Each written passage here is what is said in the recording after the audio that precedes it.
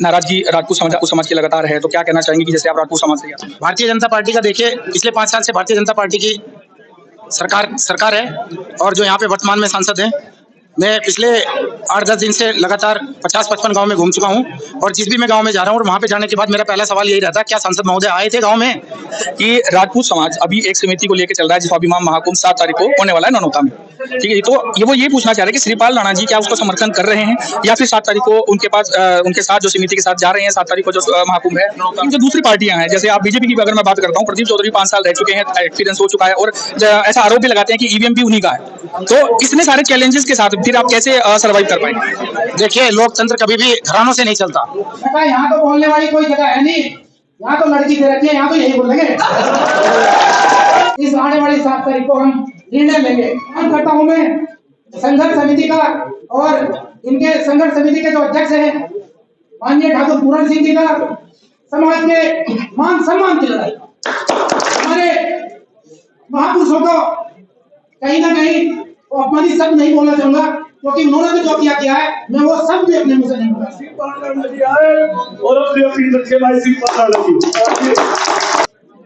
सम्मानित मान, यहाँ तो बोलने वाली कोई जगह है नहीं, तो बोलने वाली कोई जगह है नहीं, यहाँ तो लड़की दे रखी है, यहाँ तो यही बोलेंगे।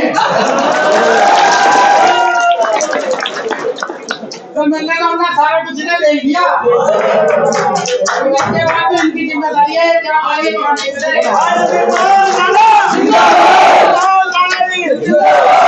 समाज पार्टी। जब से ये सुबह से जो चुनावी प्रचार का जो दौर चल रहा है ना, और ये मेरा इत्तेफाक और सौभाग्य है, ये दोनों ही है कि जिस भी गांव में जा रहा वहाँ ये तो बाहर दे रखी, नहीं तो बेटी दे रखी, नहीं तो भतीजी दे रखी, ये बोलने खातर मेरे को रह के आ गया, यहाँ देने खातर रह के आ गया। इसको सारे इकट्ठे हो लो और सारे इकट्ठे हो के इसे जो मिशन चल रहा है ना, इसे मिशन को इजाड़ बना लो और विरोधी दल को छोड़ दो। जो हिंदुस्तान का एक रिकॉर्ड मत से जीतने वाला चुनाव बने।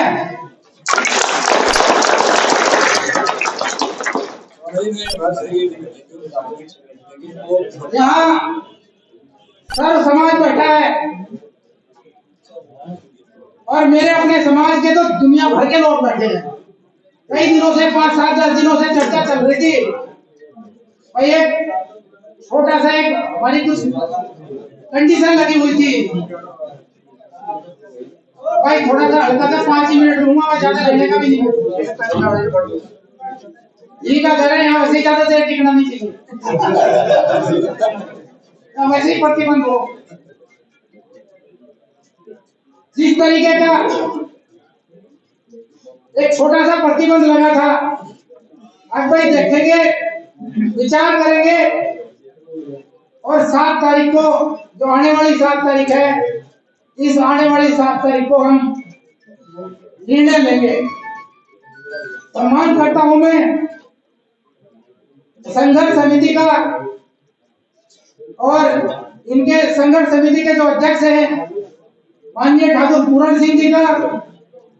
इन्होंने इस समाज को संगठित करने के लिए पिछले कई महीनों से अपनी समिति के भिन्न पदों पर रहते हुए लोग, उन सबको लेके पूरे के पूरे इस राजपूत समाज को एकत्र करने में, इकट्ठा करने में और इनको साथ लेके चलने में जो भूमिका निभा रहे हैं, इसके साथ साथ वो वैसे भी एक कर्मठ कार्यकर्ता किसान यूनियन के भी रहे हैं, वहां पे भी उन्होंने अपना बहुत सहयोग दिया है। मैं इस मंच के माध्यम से उनको और पूरी टीम को तहे दिल से शुक्रिया अदा करना चाहता हूं कि उन्होंने इस समाज को संगठित किया है और ये समाज को संगठित किया, किसी एक लक्ष्य को लेकर संगठित किया और वो लक्ष्य था समाज के मान सम्मान की लड़ाई।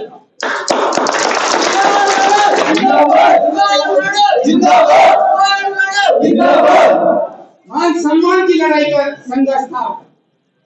और जिस तरीके से ये जन सैलाब और जिस तरीके से माहौल सुनामी माहौल ये बनते जा रहा है, और इसमें ये सोचा था कहीं ना कहीं कि जिन लोगों ने हमारे महापुरुषों को कहीं ना कहीं वो अपमानित शब्द नहीं बोलना चाहूंगा, क्योंकि उन्होंने तो जो किया है मैं वो शब्द भी अपने मुंह से नहीं निकालना चाहता। इतना कहना चाहता हूं कि ये चोट समिति को भी थी और ये चोट समाज को भी थी और ये चोट मुझे भी है। समिति के कुछ परिसीमन थे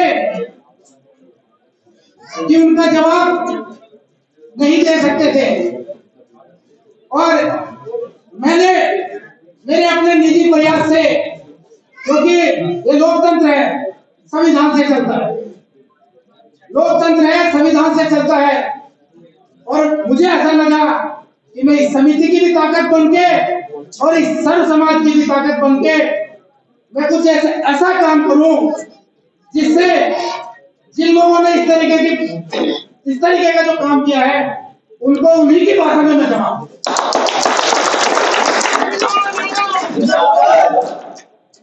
और यहाँ पे इस मंच के माध्यम से मैं बहन मायावती जी का तहे दिल से शुक्रगुजार हूँ कि उन्होंने मेरे समाज को तवज्जो दी, और खाली तवज्जो ही नहीं दी, उसके साथ साथ बहुत सारी जिम्मेदारी भी दी।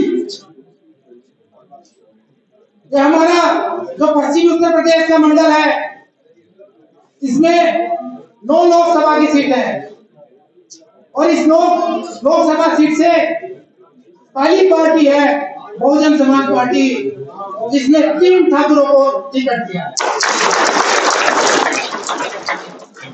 जिन लोगों के साथ में हमने अपना पुराना बहुमूल्य समय गुजारा है, जिनके लिए ये राजपूत समाज, अभी रखो भाई 5 मिनट के लिए, जिनके लिए ये राजपूत समाज जाना जाता था कि भाई राजपूत समाज तो भारतीय जनता पार्टी का पक्का समर्थक है,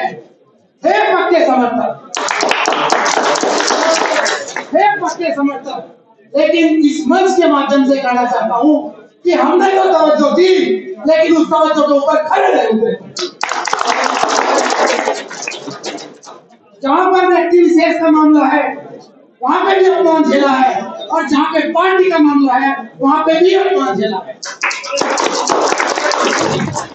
लास्ट में एक उम्मीद बची की सोच रहे थे हम भी कि एक सहारनपुर का जो टिकट बचा है लास्ट में, कि कहीं वो तो हाथ लग जाएगा, लेकिन उसको भी नेस्तनाबूद कर दिया। और मैं अगेन एक बार फिर बहन जी का शुक्रगुजार हूँ, और मैं उम्मीद करता हूँ और आप लोगों को साथ लेके कहना चाहता हूँ कि बहन मायावती जी ने जो आप लोगों के ऊपर भरोसा जताया है, जो आप लोगों के ऊपर विश्वास जताया है, उस विश्वास को, उस भरोसे को वोट के साथ में बहन मायावती जी को यहाँ से बताना है कि तुमने हमारा सम्मान रखा है और हम तुम्हारा सम्मान। गंडोरों की छाती पर वोट लगेगी हाथी पर, गंडोरों की छाती पर वोट लगेगी हाथी पर। और धन्यवाद देना चाहता हूँ मैं सब समाज को। ये बहन मायावती जी ने टिकट दिया आपको, और टिकट के साथ साथ अपने दलित समाज से 3 लाख वोट आपको दिए, और इसके साथ साथ हमारे यहाँ पे बैठे हुए मंच पर आसीन सर्व समाज के लोग, इसमें कश्यप समाज भी है, प्रजापति समाज भी है, सैनी समाज भी है, जाट समाज भी है, और ब्राह्मण समाज भी है, और सर्व समाज है, सर्व धर्म है। और ये लोग अगर आपके साथ मिलके आपके कंधे से कंधा मिला के अगर आप चल रहे हैं, तो मैं यहाँ से आश्वस्त करके जा रहा हूँ आप लोगों को कि दुनिया की कोई ताकत आपको नहीं ला सकती।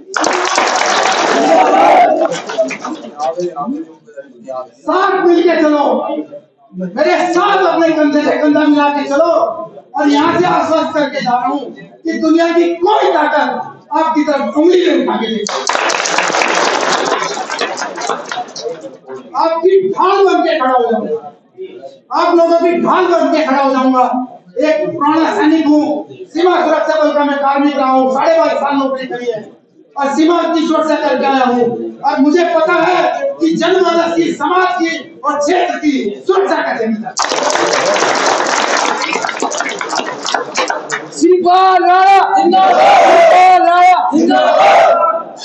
बस इन्हीं शब्दों के साथ मैं अपनी वाणी को विराम देता हूँ और आप सभी से, सर्व समाज से आग्रह करता हूँ कि जो आने वाली 19 तारीख है, इस 19 तारीख को सब लोग एकत्रित होके और जो आप में से जो बाहर गए हुए लोग हैं, चाहे वो काम पे गया, किसी भी व्यवसाय पे गया है, उन लोगों को बुलाने का प्रयास करेंगे और 100% मतदान कराने का कोशिश करेंगे। और यहाँ से आश्वस्त करके जा रहा हूँ मैं आप सभी को कि अगर आपने मुझे संसद तक पहुंचाया तो मैं इस मंच के माध्यम से कहता हूँ कि पूरी जिंदगी में आपको कभी महसूस नहीं होने देने का कि वोट मैंने गलत दिया।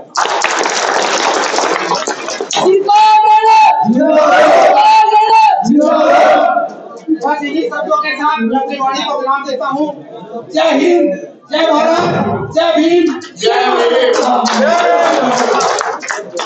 रियल न्यूज़ में आपका हार्दिक स्वागत है। आज हम गांव कुतुबपुर में है। यहाँ पे जो बीएसपी के प्रत्याशी शिवपाल राणा जी हमारे साथ हैं। श्रीपाल राणा जी, सबसे पहले आपका बहुत बहुत स्वागत है कुतुबपुर गांव में। क्या रणनीतियां हैं?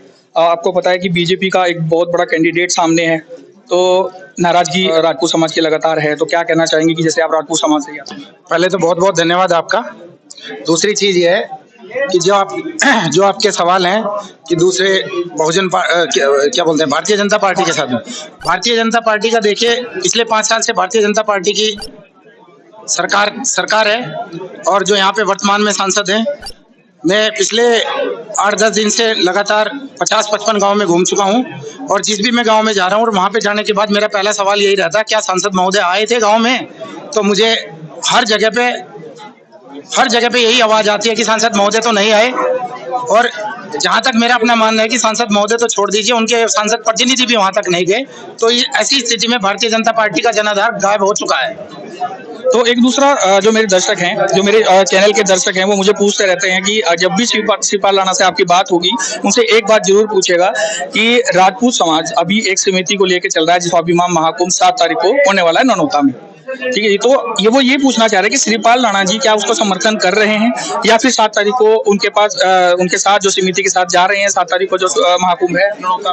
देखिए, जहां तक राजपूत समाज का और संघर्ष समिति का सवाल है, ये भी राजपूत समाज है और वो भी राजपूत समाज है, तो दिक्कत का कहीं भी विषय नहीं है। यहाँ पे भी लोग हमारे साथ में है राजपूत समाज के, और वहाँ पे संघर्ष समिति भी हमारे साथ ही है, कोई दिक्कत का विषय नहीं है।